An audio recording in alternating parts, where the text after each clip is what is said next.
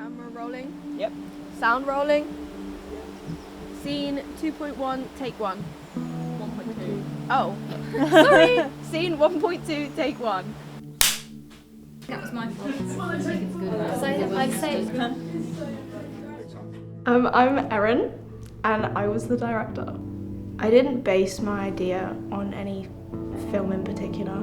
I didn't look at films more so, I just read more into the legend, is it the legend? Mm-hmm. And saw that it was like creepy, not like scary, not like a horror, but like creepy, and I wanted to do something on that, but there wasn't a specific film. So I think like on the first night when we did like lighting, I thought that was quite a good thing, trying to get the moonlighting through the window to try and get the right effect. I think it was quite effective on that shoot. I feel like as a group as well, one of our responsibilities was just not to forget anything because we want to make sure that everything is available for the directors so they don't have like any limitations to what they can do and how they can film it. it's giving concrete. It's giving concrete. We can just Can you be quiet, please? Well, there's no sound. Doesn't matter. Scene 5.4, take 1. Danny, I'm sorry. One of the challenges was communicating to the actors if I wanted to change something and how they were doing something. I sort of got over that and started doing it, but in the first couple scenes I kind of was like, okay, it's fine, like you're good to go, but it wasn't exactly how I wanted it. So that and when I did sometimes mention it and they weren't fully doing what I was asking them to do, I don't know, but we got there in the end. But that was one of my challenges, like actually directing the actors, which was my job.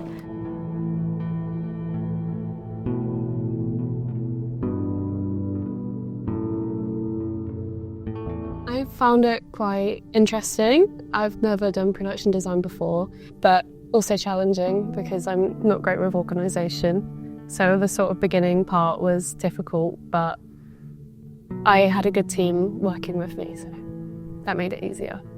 I think initially I found it easy, like when we sort of divided into different departments, and it was a lot easier when we were on set to divide, but when we were set building it became more challenging because I think there was a bigger workload, so everyone just wanted to help everyone, so that was more challenging.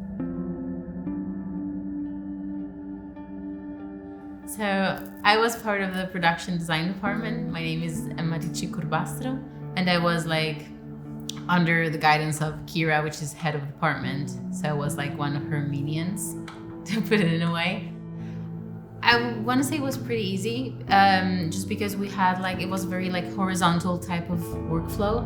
So we would exchange ideas and come up with something that we kind of all agreed, or most of us. So even though she had the final word, we were able to exchange ideas and the different visions we had for the project. And that made it fun and more relaxing, I think. So very good.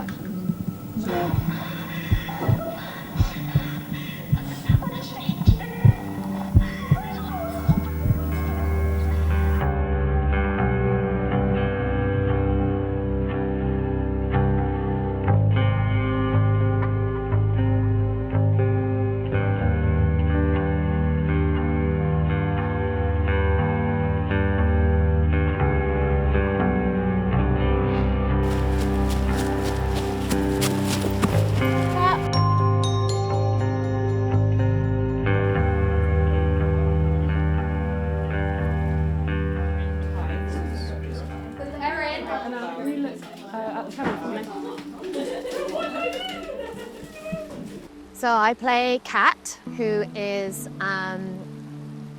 who's brought her partner out to a cabin in the woods because she has a kind of intention of going to visit the grave that she's recently found out is her ancestor. And Kat doesn't really have any family.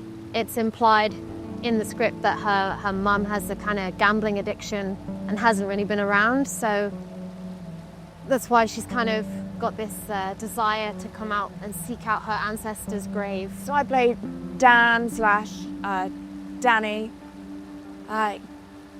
It was originally written as a man, so in my head I'm sort of mostly playing a man, which is quite interesting. but he comes to the cottage at sort of behest of his girlfriend, who's insisted that they come, and he's not really convinced about why they're here, and it's all a bit shifty, but you know, he loves her, so he'll do it anyway. But it's going to go a bit awry this afternoon, I think, and there's going to be I'm going to have black contacts involved and have to be possessed. So I think it's going to go a bit sideways for me today, but it'll be nice to see how that goes. Calibrate it at post. Yeah, you can calibrate. It's just the fact that there was no moonlight in the house, but they want to add moonlight now. To hit the spot of blue.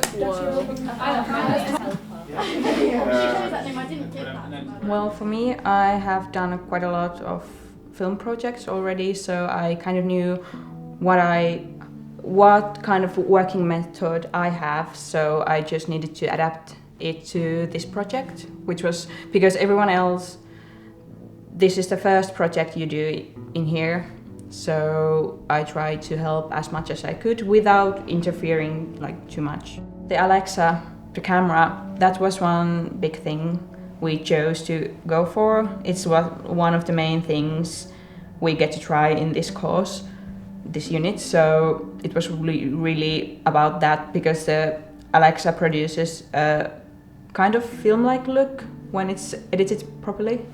So that was the one big thing to consider with all the camera accessories and styles and stuff.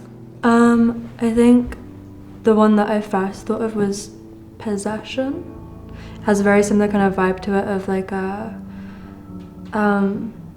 the camera movements and the lighting works with the characters and the acting.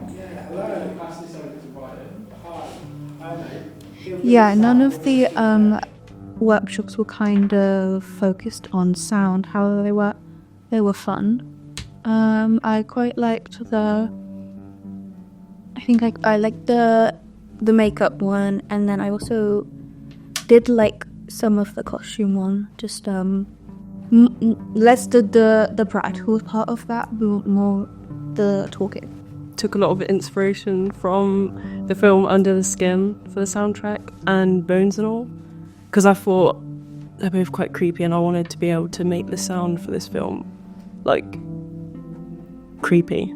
We worked together on last year together on a film, so I feel like we had a good like work relationship. Yeah, like we work well together, I think, and I'm happy that I get to do sound with that.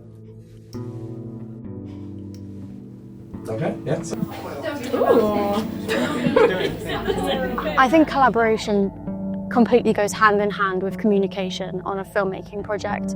I think it's so important to have that and let the departments mix, because if everyone is just doing their own job and only that, then I mean it can still be a great outcome, but with us we kind of were all merging into each other's roles, and I think that was like really key to making a good final product.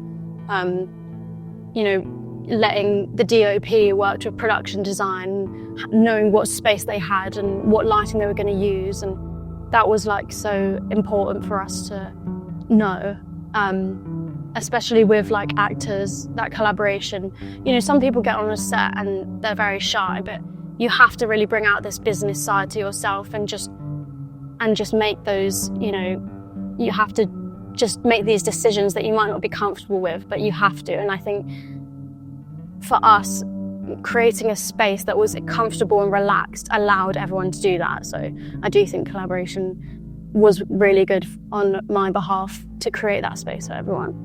So, Dom Dean, I'm the unit leader for 501. I'm Neil Rose, senior lecturer and course leader for film and screen arts. Rusty Cleve, I am the tech tutor, and we are all executive producers.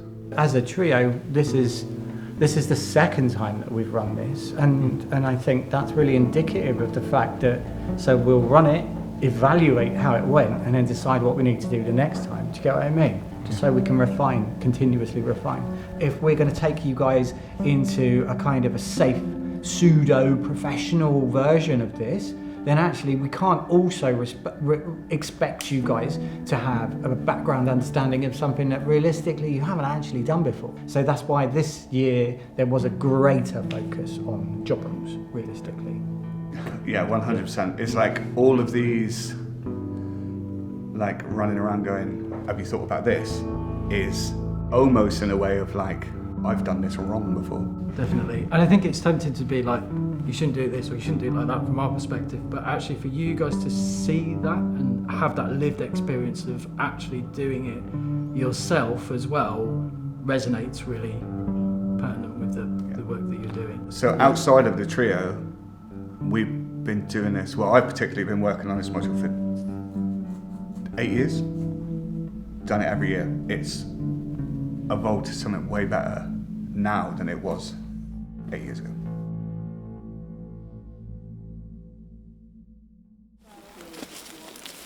Oh, hey.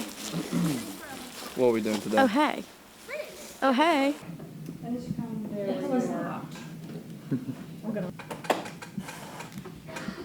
It's actually in focus, so...